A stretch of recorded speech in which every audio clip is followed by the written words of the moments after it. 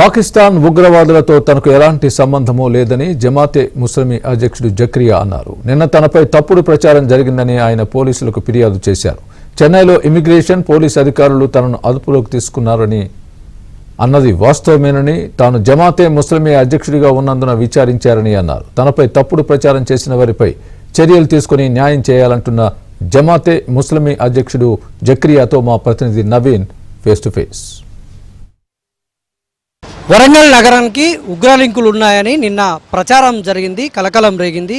జమాతే ముస్లిమిన్ ఇస్లామియా అనేటువంటి సంస్థకు సంబంధించినటువంటి అధ్యక్షుడు పాకిస్తాన్తో పాకిస్తాన్ ఉగ్రవాదులతో సంబంధాలు ఉన్నాయనేటువంటిది నిన్న ప్రచారం జరిగింది. అయితే ఈ మేరకు చెన్నైలో ఆయనను అదుపులోకి తీసుకున్నారు పోలీసులు అనేటువంటిది కూడా ప్రచారం జరిగినటువంటి నేపథ్యంలో అసలు ఏం జరిగింది, జక్రియా మనతోటే ఉన్నారు. నిన్న చెన్నైలో ఈ నెల 25వ తారీఖున అదుపులోకి తీసుకున్నటువంటి జక్రియా మనతోటే ఉన్నారు. అసలు ఆయన ఏం చెప్తారు ఆయన మీద వచ్చినటువంటి ఆరోపణల మీద? ఆయన చెప్పండి, మీరు అసలు ఉగ్రవాదులతో సంబంధాలు ఉన్నాయనేటువంటి ప్రచారం జరిగింది, మిమ్మల్ని చెన్నైలో అదుపులోకి తీసుకుంది నిజమేనా? అసలు ఏం జరిగింది?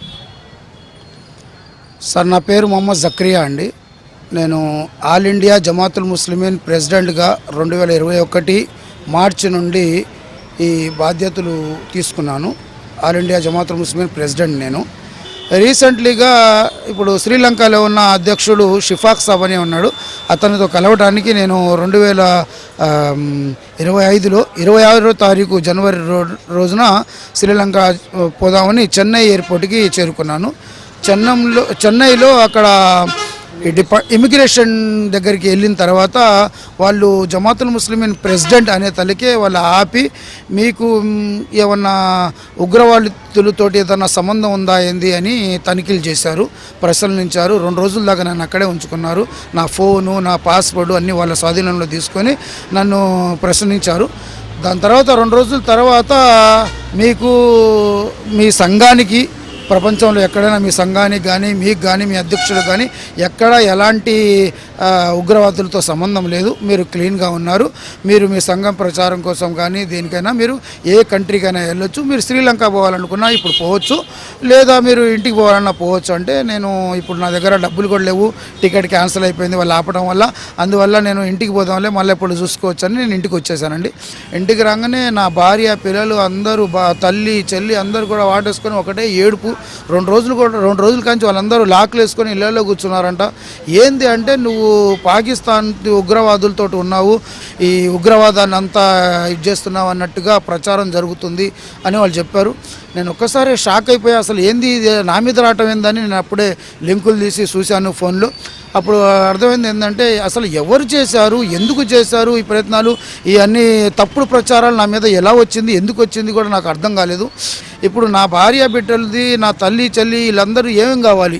ఇప్పుడు ఎవరైతే మనం ప్రేమగా ఆప్యాయతగా వచ్చి పలకరించే వాళ్ళందరూ దేశద్రోహులు, ఏమంటారు, ఉగ్రవాదులు అని మమ్మల్ని చూసి ఒకటే ఉరికెత్తున్నారు. నా పిల్లలు ఈ స్కూల్లో ఎలా చదువుకోవాలి, నా భవిష్యత్తు ఏంది? రేపు రోజున నేను హోటల్ పెట్టుకున్నట్టు పెట్టుకోండి, ఇవాళ నా హోటల్ బంద్ ఉన్నది.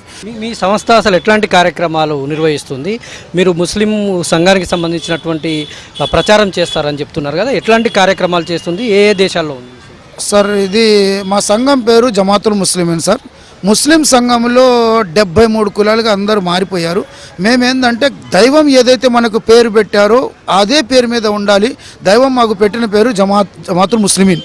అయితే మేమందరం, మా ముఖ్య ఉద్దేశం ఏంటంటే, సృష్టికర్తను తప్ప వేరే ఎవరిని ఆరాధించకూడదు. ఆరాధించడానికి హక్కు కేవలం సృష్టికర్తకు మాత్రమే ఉన్నది, ఒకటి. రెండోది, వ్యభిచారం చేయకూడదు. మూడోది, ఎవరిని చంపకూడదు. నాలుగోది, అసలు తాగటం అనేది మా దగ్గర నిషేధం. ఇలా మా సంఘంలోకి చేరటానికి కొన్ని షరతులు ఉన్నాయి సార్. ఆ ఫోటో కాపీ కావాలన్నా కానీ మీకు ఇస్తాను.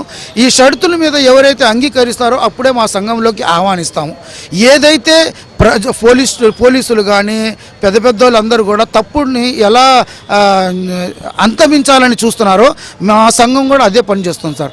ఇది జక్రియా గారి అభిప్రాయం. మొత్తంగా తనకు పాకిస్తాన్తో కానీ ఉగ్రవాదులతో కానీ ఎలాంటి సంబంధాలు లేకపోయినా కావాలనే కొందరు తన పైన దుష్ప్రచారం చేశారని, ఎవరైతే కావాల్చుకొని తన పైన దుష్ప్రచారం చేశారో వారిపైన ఖచ్చితంగా పోలీసులకు ఫిర్యాదు చేస్తానని ఆయన పోలీస్ స్టేషన్ కూడా వచ్చారు. వీడియో జర్నలిస్ట్ జగదీష్తో నవీన్.